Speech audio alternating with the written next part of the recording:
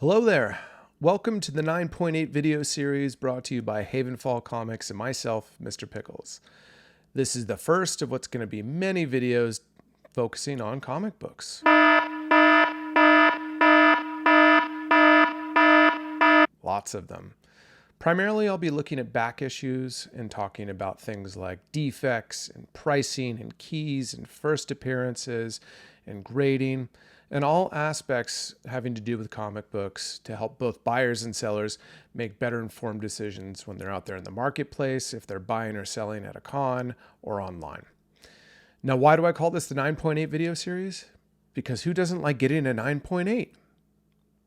For those of you that understand that reference, well, good for you.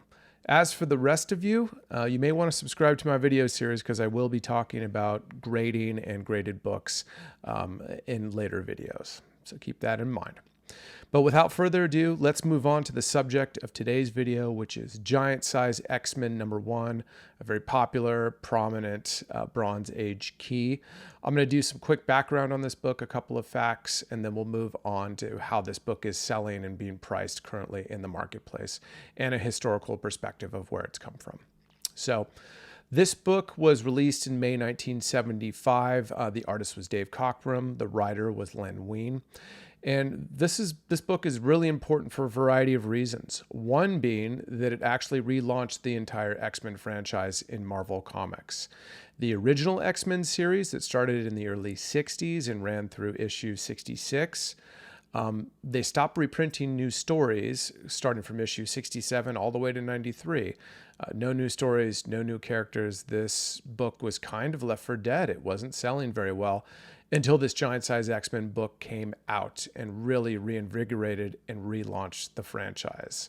And then from issue 94 in the regular series actually was a continuation from this book. So a book like this is what I like to call a multipeer. Say it with me, a multipeer.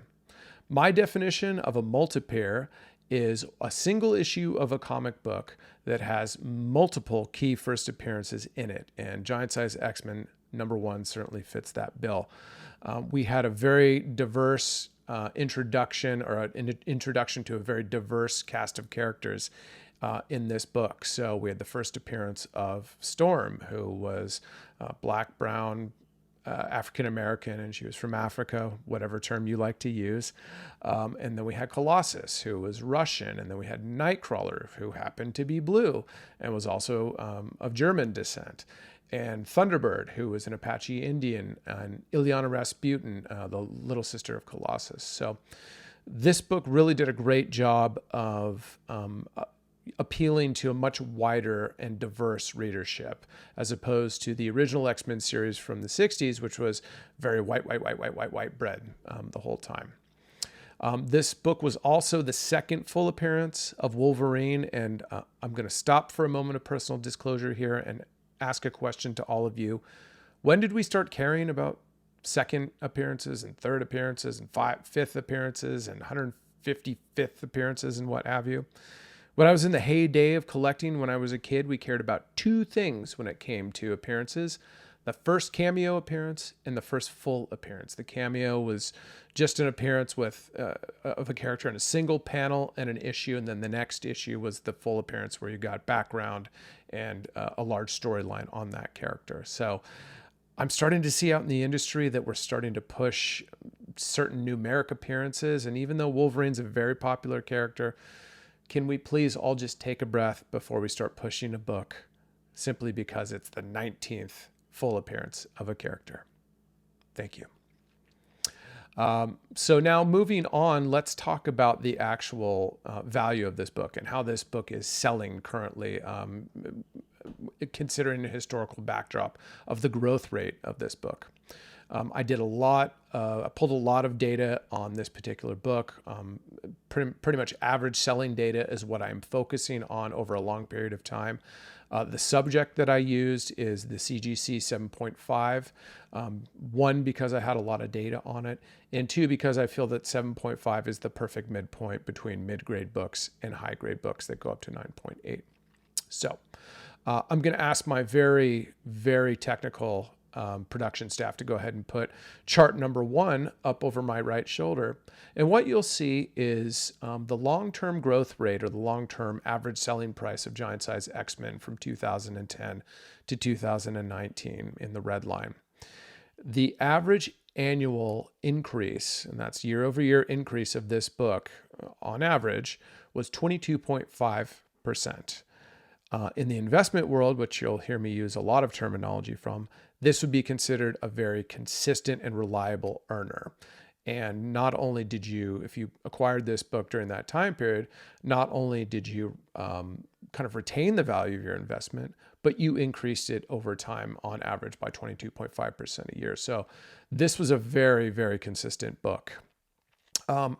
Now, chart number 2 that my very expert team will put up over my right shoulder, we'll see something change when we get to 2020. And let's talk about briefly what happened in 2020. In 2020, we get a global pandemic. We are stuck at home. We don't have vaccines. We're somewhat frightened, but mainly we're really angry that we're stuck at home. We understand that we need to be stuck at home, at least most of us did.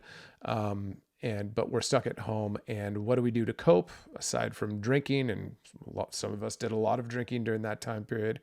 We're buying things. It's the internet age, and we can pretty much get anything to our homes within 2 days with 2-day free shipping from either Amazon or other places. So not only are we buying things from regular e-commerce sites, but we are buying collectibles. We're buying comic books. We're buying coins. We're buying twine. We're buying snorkels. We're buying unopened boxes of vintage cereals from the 70s and 80s. That wasn't me, but I do know some people that were doing that.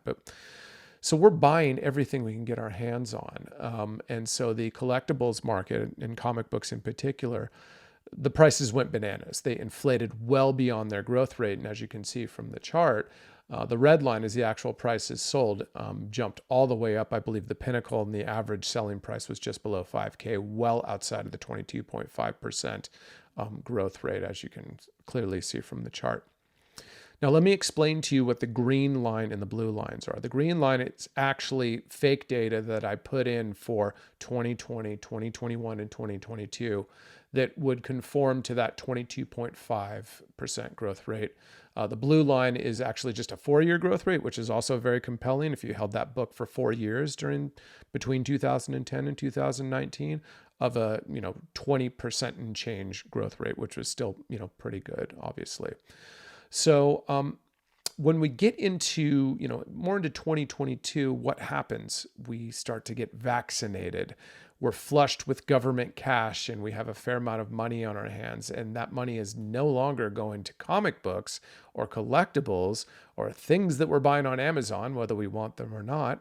They're going towards experiences. They're going towards services. They're going towards restaurants and plane tickets and hotels and Airbnbs. And therefore, comic book prices, just because of the decrease in demand, really plummeted. They really plummeted from those lofty highs. This book, Giant Size X-Men #1, as you can see, plummeted from just I think below 5K, all the way down to where we sit now, as you can see in chart number 3, somewhere between 32 and 3,200 and 3,500 in terms of recent sales. So what's interesting about where we sit now is that now we've actually gone from way up above the growth rate to now slightly below the growth rate. So I think there's a fair amount of value in this book right now. My estimate says that this book, and where it's selling at now, is somewhere between 11 and 17% oversold, or an 11 to 17% discount to the long-term growth rate. So I think there's a lot of value in this book, and I would highly recommend that you consider adding this book to your collection, or certainly selling it at fair market value. So anyway, a couple of things to note. If I've convinced you and you want to go out and seek this book at whatever grade, and by the way, this book is it's pretty consistent across the grades. We've seen some recent price increases in this, but it's still falling below that long-term growth rate of 22.5% over the long term. I want to note one thing in terms of this recommendation that I'm giving you. I'm not actually talking my book, which means I'm not actually pushing something that I'm selling. So if you go to any of my storefronts, which you'll see below, you won't see this book. I don't own this book. I'm not selling this book. I'm actually looking to acquire this book simply because of this research and the conclusion that I've come to that this book is discounted and oversold. And I would consider buying it at fair market value if I found it in this grade or other grades right now. Some risks that you should note if you are going to go out and go shopping for this book. This is a high profile book. This is a book that has a lot of value in it, especially even if you bump a grade up 0.5%, so 7.5 to 8 or 8.5. People know this. And if you choose to buy this book raw, remember that this book could have been tampered with, or someone could have sought to restore this particular book, replace staples or did some color touch or any of the variety of other things. So be very careful when you're looking at raw copies of this book, and make sure you do your due diligence to make sure you did not get a book that could be considered by the grading companies as restored and therefore lose a great deal of value, because with CGC, you'd end up with a qualified grade, which certainly doesn't sell as high as a book that is untampered with. Some common defects that happen with this book, or that I've seen many times, printer holes on the cover. Printer holes on the inside are very common across the age, but printer holes on the cover, this book has experienced a lot of those. I've seen a lot of those copies around. I've seen that the graded versions of those book, the grading was lenient with that because that's a common defect. Bindery chips, somewhat, given the age. I've also seen uneven distribution of ink on this book as well. Keep in mind, make sure you know the difference between a faded cover and a cover that the ink distribution is inconsistent. Normally there's just a line where all of a sudden the ink tends to fade off. It's not fading, and grading companies are going to be very lenient with that as well. So keep that in mind.